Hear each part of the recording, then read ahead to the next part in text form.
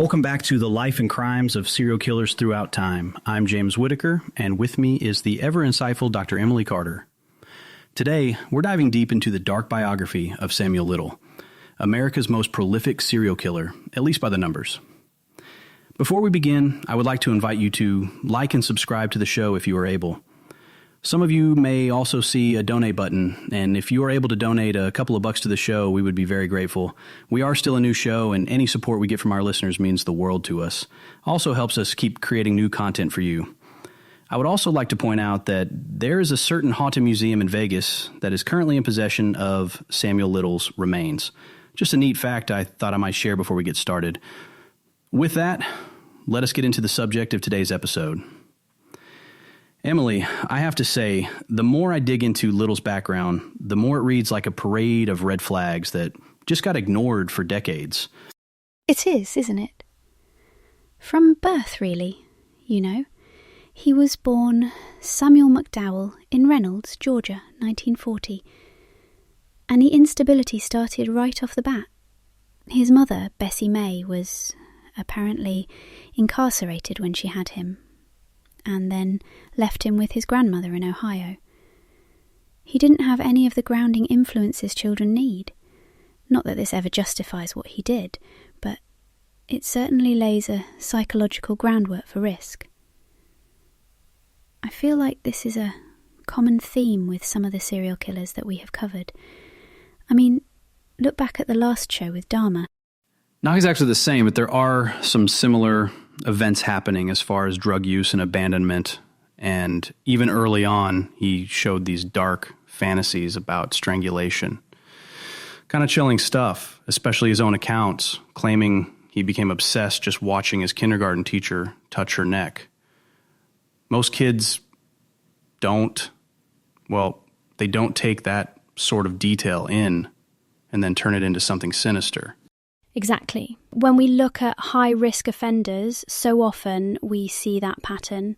Childhood trauma, neglect, fractured attachment, early obsession with violence. With Little, it's almost textbook. I don't like that word, nothing about this is textbook, but it does fit the research really well.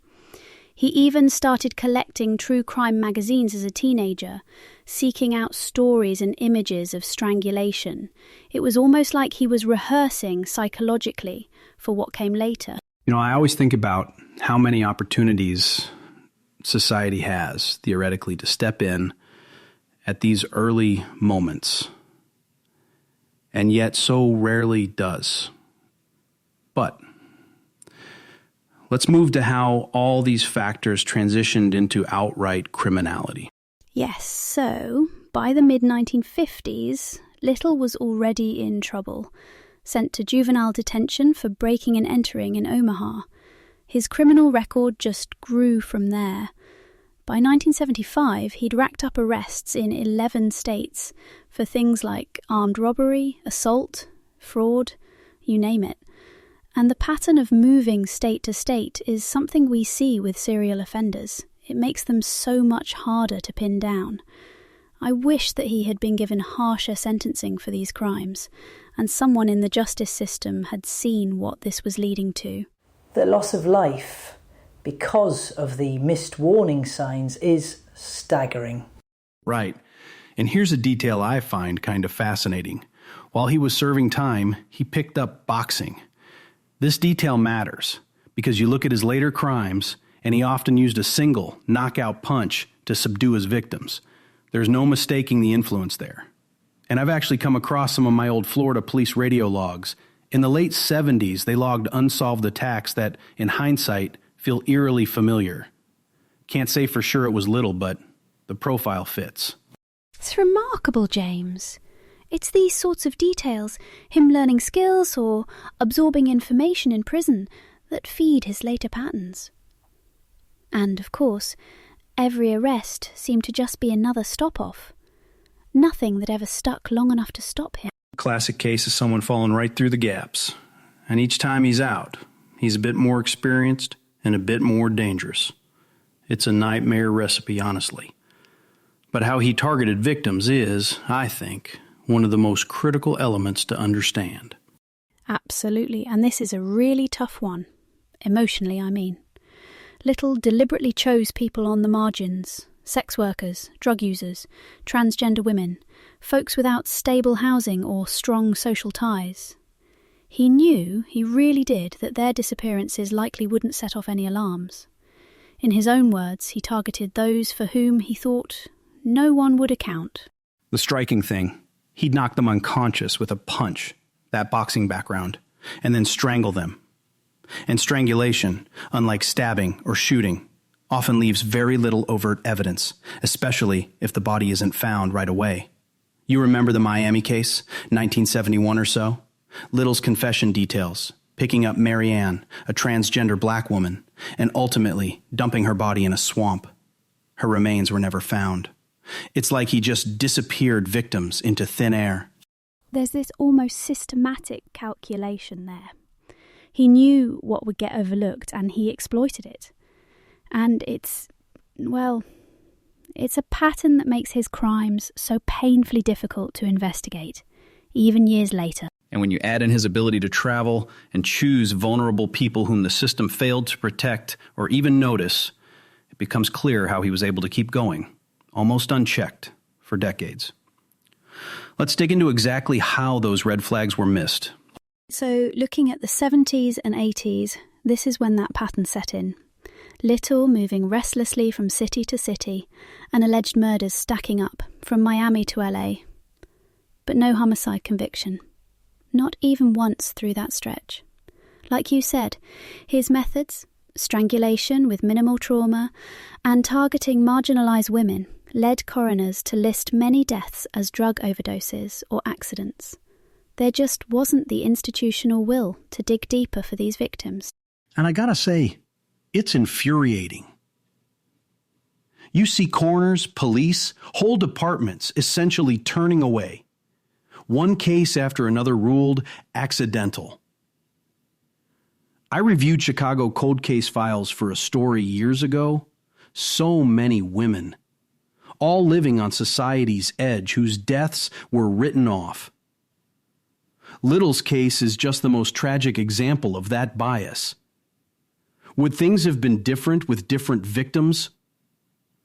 Probably. It's an uncomfortable truth. It's devastating, but important to face. When we don't value all lives equally, serial offenders take notice. Their crimes become easier, and they know it. The research is clear, but the outcome for Little's victims was anything but theoretical. Yeah, and that lack of urgency from authorities absolutely paved the way for what came next. Let's talk about those early crime investigations, the names, the survivors, the near misses. Some names from those early files. Melinda Laprie, Patricia Ann Mount. They pop up a lot in the records.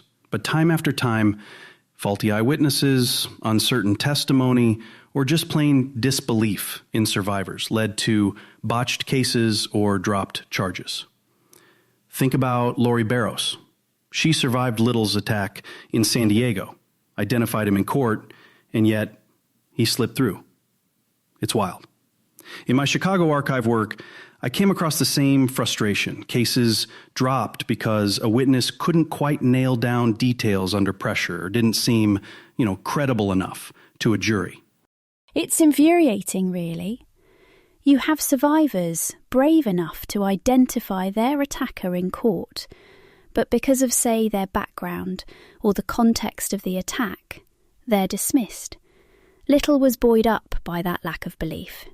He learned, in a very real sense, that he could get away with it, over and over.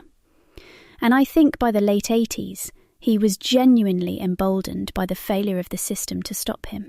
And it gets worse. He was released from prison in 87 after kidnapping and beating 2 women. Just got up and left and went right back to the murder trail. No pause. The sense of impunity must have been overwhelming for him. Absolutely. And only when DNA technology finally caught up did the tide begin to turn. Which leads to that 2012 breakthrough. Yeah, this is a huge turning point. In 2012, Little gets picked up on a drug charge in Kentucky. Nothing heroic, just regular police work leading to a random arrest. But they archive his DNA. Finally, we enter the modern forensic age, and boom, his DNA matches to 3 cold case homicides from the late 80s in Los Angeles. Suddenly, all those patterns people had speculated about, all those hunches, are grounded in hard evidence. You know, it's almost surreal how many years he'd been able to kill with impunity, and then it's a basic DNA swab that cracks the case. After the LA cases turned up positive, the LAPD started collaborating with the FBI's Violent Criminal Apprehension Program. That opened the floodgates. VICAP started lining up his whereabouts with hundreds of cold cases nationwide, connecting those dots that'd been floating in the dark for so long. And that changes with DNA. It doesn't care where you are or who you are. Once you're in the database, the truth has a way of catching up. For Little, it meant the game was finally up, at least in legal terms. Once Little was finally cornered, the confessions just poured out. Between 2018 and 2019, with the help of a Texas Ranger and the FBI, Little described 93 murders covering 19 states. The scale is almost unfathomable. FBI analysts found his confessions so detailed he remembered things like the shape of a victim's face, the make and color of his car, or the street layout. But interestingly, he'd often blank out on dates. That's odd, isn't it? Not as odd as you might think, James. In psychopathy research, we see this split in memory, crystal clear sensory impressions, places, objects, faces, cars, but fuzzy sense of time. Episodic memory in people with certain neuropsychological traits really can be that skewed. What matters is his recitations lined up with known disappearances and cold cases. Which is why the FBI now considers over 60 of his confessions confirmed, and the rest, well, still painful mysteries. And it's worth mentioning that some bodies have never been found, just as he stated. There's real weight to these confessions, disturbing as that is, and the specificity made it possible to link him, at least tentatively, to so many forgotten souls. But there was one more twist. His artwork became part of the evidence trail. This is a haunting chapter, literally. Little produced dozens of portraits of his victims from memory, using pencils and pastels in his cell. The faces are so disturbingly vivid, and the FBI took the unprecedented step of releasing those sketches to the public, hoping to match them to Jane Doe's or missing persons cases. Law enforcement agencies across the country found links based entirely on these images. It's almost hard to wrap your head around. It is, honestly, seeing that gallery of faces, each hand-drawn with meticulous, almost loving care, it's jarring. Sometimes I think the only other place I've seen such evocative victim lists was in old homicide logs. But even those feel clinical by comparison. Each sketch is a reminder of a life the system tried for a long time not to see.